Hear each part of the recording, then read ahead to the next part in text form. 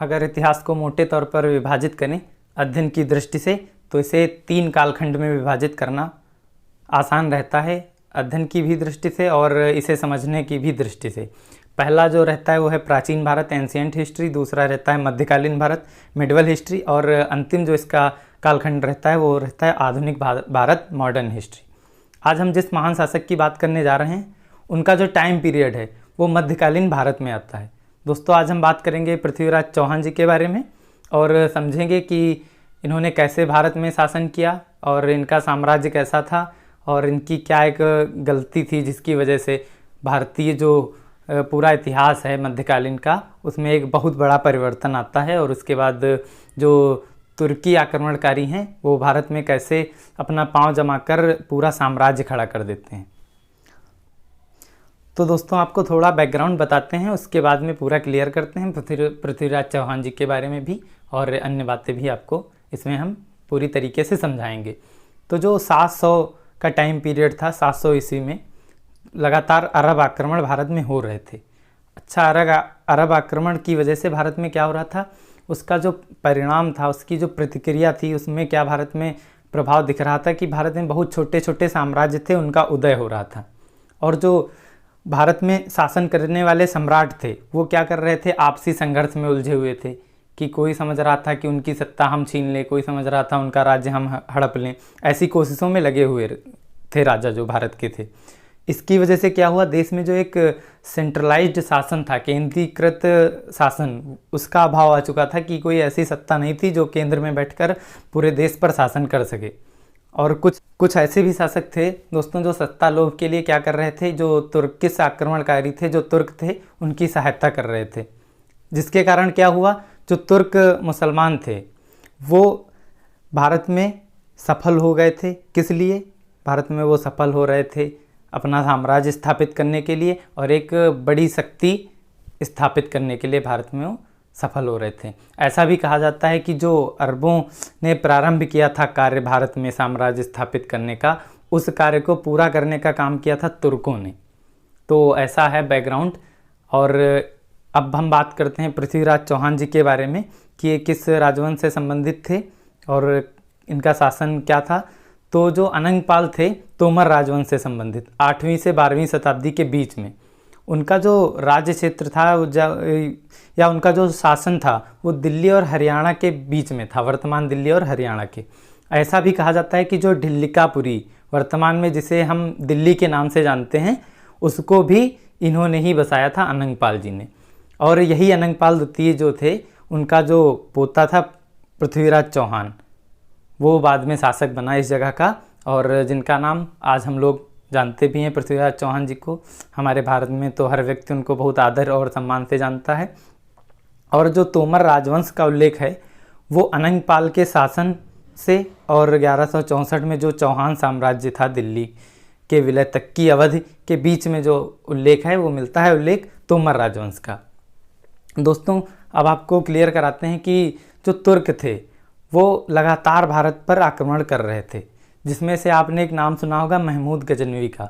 उसने बहुत सारा भारत में जो है आक्रमण किया, बहुत बार आक्रमण किया, काफ़ी लूटपाट मचाई, जिसमें से एक सोमनाथ मंदिर था उसमें भी उसने लूटपाट मचाई और भारत से काफ़ी सारी धन संपदा लेकर वो अपने गजनी या उधर के एरिया में वापस पहुंचा।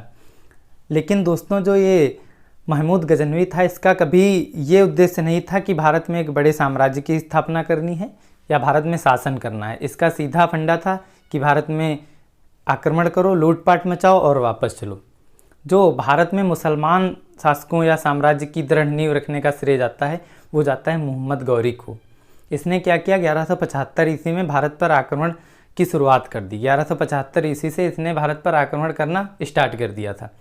1178 में दोस्तों गुजरात पर इसने चढ़ाई कर दी। लेकिन हुआ क्या, गुजरात का जो शासक था, चालुक्य शासक भीम द्वितीय, वो इतना उस टाइम वहाँ पर शक्तिशाली शासक था कि उसने इनको बुरी तरह से पराजित किया, मोहम्मद गौरी को। दोस्तों, जब मोहम्मद गौरी को गुजरात में पराजय मिली भीम द्वितीय से, तो वो समझ चुका था कि भारत जो विजय की योजना है उसमें कुछ परिवर्तन करना पड़ेगा और उसने वही किया। और जो ये उसने मार्ग अपना पहले अपनाया था उसको बदल कर क्या किया, पंजाब की तरफ ये मार्ग अपना शिफ्ट किया। पंजाब में क्या था, पंजाब में एक कमज़ोर गजनी वंश का शासन था। इसने 1179 में पेशावर पर आक्रमण किया और लाहौर पर भी अधिकार जमा लिया। फिर इसके बाद इसने क्या किया, जब पंजाब पर इसका नियंत्रण हो गया तो जो दिल्ली के शासक थे पृथ्वीराज, वहीं से इसकी पृष्ठभूमि तैयार हो गई थी युद्ध की उनसे, पृथ्वीराज चौहान से। क्योंकि जो पृथ्वीराज चौहान थे वो स्वयं गुजरात के शासक से पराजित हुए थे भीम द्वितीय से, और उनकी भी नज़र अब इसी क्षेत्र पर थी जिसकी तरफ मोहम्मद गौरी बढ़ चुका था। यही दोनों के मध्य टकराहट का सबसे बड़ा कारण बनता है। और एक ताबर हिंद का जो किला था वो सामरिक रूप से बहुत ही महत्वपूर्ण किला था। उस टाइम जो है किलों का बहुत महत्व रहता था, क्योंकि वहाँ पे सेना है, उसका जो खाने का सामान है, उसके हथियार वगैरह रहते थे। तो अगर आप किले पर नियंत्रण कर लेंगे तो समझो आपने पहले ही 50% से अधिक का युद्ध जीत लिया है। तो जैसे ही ताबर हिंद के किले पर गौरी का अधिकार होता है, उसी को देखते हुए पृथ्वीराज चौहान कोई भी देर नहीं करते हैं और ताबर हिंद की तरफ कूच कर देते हैं। और 1191 ईस्वी में जो तराइन का प्रथम युद्ध होता है उसमें मोहम्मद गौरी को पराजित करते हैं, बहुत अच्छी तरीके से पराजित करते हैं। लेकिन इसके बाद कहानी में मोड़ ये आता है कि जो ये हमारे पृथ्वीराज चौहान थे, इन्होंने एक गलती कर दी, सबसे बड़ी आप गलती इसको कह सकते हैं कि इन्होंने उनको पराजित किया, तुर्की सैनिकों को पराजित किया, मोहम्मद गौरी को पराजित किया, लेकिन उनको इन्होंने ये कार्य नहीं किया कि संपूर्ण रूप से पंजाब से बाहर निकाल देते। उन्होंने ऐसा नहीं किया। उनको ये लग रहा था कि एक मामूली जो है वो झड़प है, इसी को देखते हुए उन्हें इस पे ध्यान नहीं दिया। और यही जो सीमावर्ती झड़प वो मान रहे थे, आगे उसने क्या रूप धारण किया जो आप देखेंगे, और जो भारत के लिए बहुत विनाशकारी साबित हुआ। क्योंकि ना तो उन्होंने अपनी कोई सैन्य तैयारी की थी, यही समझते हुए कि वो लोग सिर्फ एक सीमावर्ती झड़प कर रहे हैं, और ना ही कोई उन्होंने राजपूत राजाओं के संघ का निर्माण किया ठोस तरीके से, जो आगे चल के इस सेना को डिफीट करता मोहम्मद गौरी को।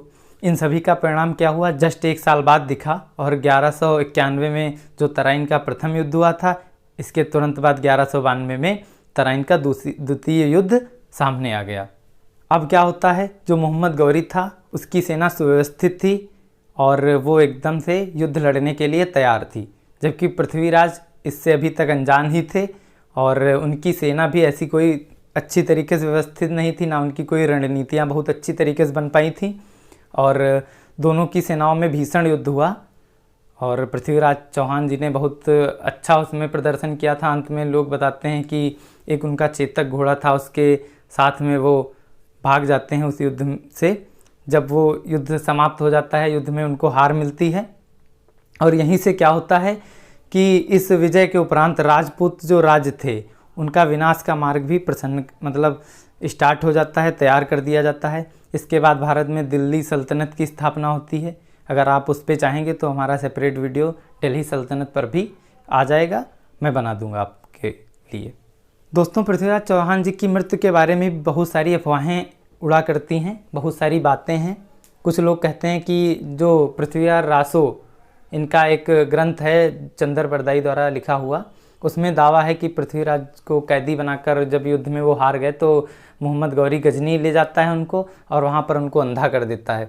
बाद में क्या करते हैं कि उनको एक शब्दवेदी बाण चलाना आता था, जिसके तहत वो उस बाण से मोहम्मद गौरी की हत्या कर देते हैं। लेकिन इतिहास इसको नहीं मानता है, ये एक काल्पनिक कथा के रूप में इतिहास लेता है। इसमें कितना साक्ष्य है ऐतिहासिक रूप में, ये अभी तक सामने नहीं आ पाया है। अधिकांश जो मध्ययुगीन स्रोत हैं उसमें कहा गया है कि जो पृथ्वीराज चौहान थे उनको अजमेर ले जाया गया था इसके बाद में युद्ध में हारने के पश्चात, और जहां मोहम्मद गौरी ने उसे, जो गोरी इनकी सेना थी, गोरियों के अधीन राजा के रूप में बहाल करने की योजना बनाई। वो सोच रहा था कि ये गोरियों के अधीन होके राज्य चालू करें अपना। लेकिन जो पृथ्वीराज चौहान थे उनको ऐसा बर्दाश्त नहीं हुआ या उनको ऐसा समझ में नहीं आया। उन्होंने क्या किया, उन्होंने मोहम्मद गौरी के खिलाफ ही विद्रोह स्टार्ट कर दिया था, जिसके बाद उनको मार दिया गया। तो कुछ जो हमारे अधिकांश मध्ययुगीन स्रोत हैं उसमें ऐसा भी बताया गया है। सच्चाई क्या है अभी तक इसको लेकर ये कुछ अभी पूरा क्लियर नहीं है, और उनकी मृत्यु को लेकर ऐतिहासिक साक्ष्य भी अभी तक स्पष्ट नहीं हुए हैं। दोस्तों इस पे मैंने समझाने की पूरा कोशिश किया है आपको। अगर आप भी इसके बारे में कुछ जानते हैं तो कमेंट बॉक्स में ज़रूर बताइएगा। दोस्तों आज का टॉपिक कैसा लगा है कमेंट बॉक्स में वो भी बताइए। कोई आप अगर चाहेंगे तो दिल्ली सल्तनत पर भी अपना एक सेपरेट वीडियो आ जाएगा। तब तक चैनल को लाइक सब्सक्राइब शेयर करते रहिए। धन्यवाद। मिलते हैं नेक्स्ट टॉपिक के साथ।